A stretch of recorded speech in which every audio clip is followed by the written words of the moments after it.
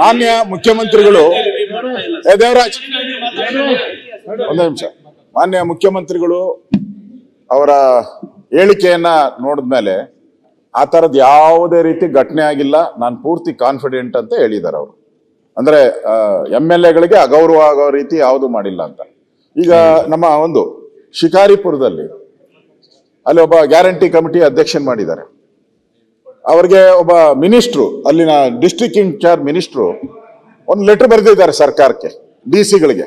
ಏನಂತ ಹೇಳಿದ್ರೆ ಅಂದ್ರೆ, ಯಾರು ಆ ಕಮಿಟಿಯ ಅಧ್ಯಕ್ಷನಿದ್ದಾನೆ, ಯಾವುದು ಈ 5 ಗ್ಯಾರಂಟಿಗಳ ಅಧ್ಯಕ್ಷ, ಅವನು ಏನ್ ಹೇಳ್ತಾನೋ ಅದನ್ನ ಎಲ್ಲಾ ಕಾಲೇಜು ಸ್ಕೂಲ್ಗಳಲ್ಲೂ ಕೂಡ ನೀವು ಟ್ರಾನ್ಸ್ಫರ್ಗಳು ಅಭಿವೃದ್ಧಿ ಸಮಿತಿ ಏನು ಇದೆ ಅವ್ನು ಹೇಳ್ದನ್ನೇ ಮಾಡ್ಬೇಕು ಅಂತ ಅಫಿಷಿಯಲ್ ಲೆಟರ್ ಬರ್ದಿದ್ದಾರೆ.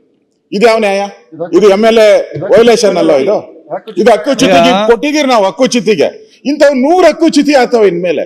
ದಿನನಿತ್ಯ ಅಸೆಂಬ್ಲಿಯಲ್ಲಿ ನಾವು ಹಕ್ಕುಚ್ಯುತಿ ಮಾಡ್ಕೊಂಡು ನಮ್ ಗೌರವ ಕಾಪಾಡ್ಕೊಬೇಕಾ ನಾವು? ಆ ಸ್ಥಿತಿಗೆ ಬಂದ್ಬಿಟ್ರೆ ನಮ್ ಕತೆ ಏನು?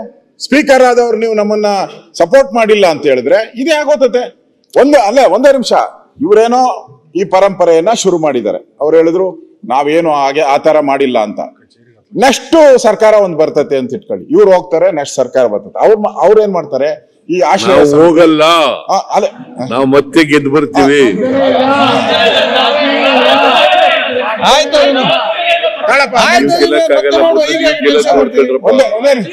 ನೀವು ಮೊದ್ಲು ಗೆಲ್ಲೋದಕ್ಕೆ ನೋಡ್ಕೊಳ್ಳಿ.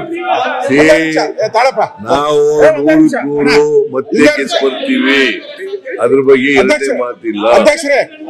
ಅಧ್ಯಕ್ಷರೇ, ನಾನು ಬೈ ಎಲೆಕ್ಷನ್ ಅಲ್ಲೂ ಕೂಡ ಏನಾಯ್ತು? ಬೈ ಎಲೆಕ್ಷನ್ ಎಷ್ಟು ಸರಿ ಎಲೆಕ್ಟ್ ಆಗೋರು, ನೀವ್ಯಾಕೆ ಮಾತಾಡ ಏನಾಯ್ತು? ಏನಾಯ್ತು?